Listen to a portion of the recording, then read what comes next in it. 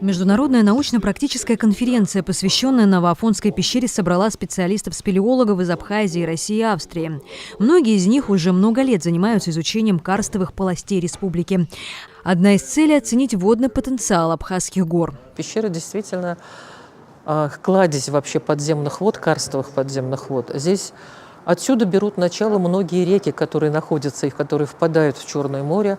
И даже самая вот эта короткая река Мира, наша Репруа, о которой мы говорим, да, одна из коротких рек, 16 метров. То же самое Псырска, например, Мана, Квара. То есть десятки других рек, которые имеют подземные русла. Они, по сути, формируются и идут в чистых вообще вот пещерных водах, они выходят наружу очень чистые. И это, конечно, редчайшее явление, на самом деле, природное. Я думаю, что в этом уникальность Абхазии в целом, наличие горных, карстовых подземных вод, огромных запасов и наличие длинных подземных рек с короткими наземными руслами. Как говорят ученые, то, насколько богат запас пресной воды в Абхазии, еще доподлинно неизвестно. Спелеологи продолжают искать подземные реки, выявляя маршрут карстовых вод. А все это необходимо для того, чтобы понимать, как вести хозяйственную деятельность без ущерба для природы и с пользой для человека. Потому что вся вода, которая в нас, вот мы 80% из воды, мы пьем воду из пещер. Вот в Гаграх везде, это вся вода пещерная. И понимание, как она формируется, откуда она берется, как сделать так, чтобы было безопасно, не было загрязнителей, которые проходят, это тоже очень важно. Как сделать, чтобы не было, чтобы она не иссякла, эта вода, что кто-нибудь построит дорогу чуть выше, и вся вода перенаправится из Репруа, пойдет в другую сторону, пророет новый проход. Понимание происхождения, генезиса этой воды, понимание динамики, карстовой безопасности. Вот это очень важно. То есть мы понимаем, что сейчас вода самая ценная. Мы понимаем, что можем накормить людей, можно привезти на машинах. Воду не привезешь много. И то, что сейчас в Абхазии так много воды, это чудо, это замечательно. Но ее нужно сохранять и понимать, как она образовывается.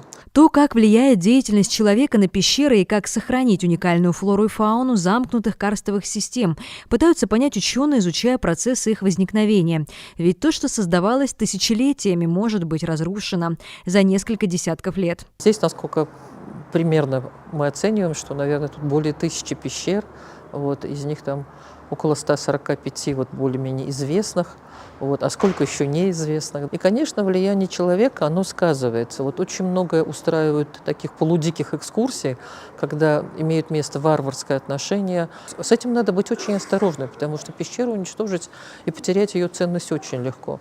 Оборудование пещер, вот, например, если там постоянно электричество будет включено, то, соответственно, вырабатываются определенные формы микроорганизмов, которые могут повреждать тоже сталактиты и сталагмиты. Поэтому здесь надо быть осторожнее, очень осторожнее. И вот должны быть проводиться, естественно, исследования по рекреационной нагрузке, по допустимой, возможно, рекреации. А любое воздействие, оно должно быть просчитано в зависимости от ценности, от состояния пещеры, от ее природной, вообще, в первую очередь, уникальности вообще пещеры.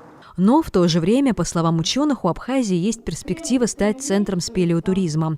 И тут, по мнению специалистов, есть возможность использовать опыт Новоафонской пещеры при эксплуатации рукотворных полостей, то есть угольных шахт и штолен. Вот в Арчеле огромное количество не каменоломен, а шахт, штолен, когда раньше добывался уголь.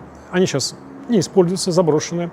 Я знаю, сколько большое внимание уделяется в Республике Абхазия развитию этого региона. Проложена хорошая асфальтированная дорога туда. Вообще об этом много говорится, что восточный регион развивать. Мы понимаем, как это делать. У нас есть методика, мы знаем, как это. Фактически там все есть, дорога, все. Только сделайте небольшие мероприятия, и будет интереснейший туристический объект, помимо водопадов, которые там есть, будет туристический объект подземный, который тоже будет притягивать внимание людей. И вот такие спелеотуристические объекты можно сделать на разных участках по всей протяженности Абхазии. Не только возле Афона, ближе к Гаграм, ближе к Галу и другим районам. Это инвестпредложение для абхазских, прежде всего, конечно, для сотрудников и руководства Новоафонской пещеры. Они свои компетенции могут переложить на создание таких же спелеотуристических объектов в других регионах, такое сделать, расширить свои знания, свои компетенции.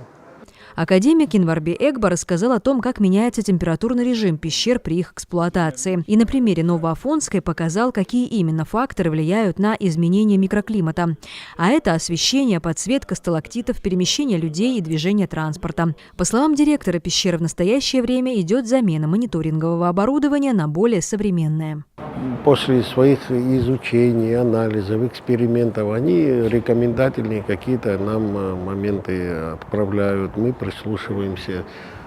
И мы обязаны, я считаю, что мы обязаны беспрекословно все принимать, потому что тут и вопросы безопасности, тут и вопросы сохранения как уникального памятника природы. Тут очень много вопросов, которые только специалисты могут определить. В ходе конференции ученые сообщили о том, что дали имя виду ракообразных, которых обнаружили в Новоафонской пещере. Нашли их давно, но то, что именно этот вид уникален, выяснилось недавно. Назвали ракообразное рода Нефаргус именем Гиви Смыр. Марианна Котова, Владимир Капуза, Абаза ТВ.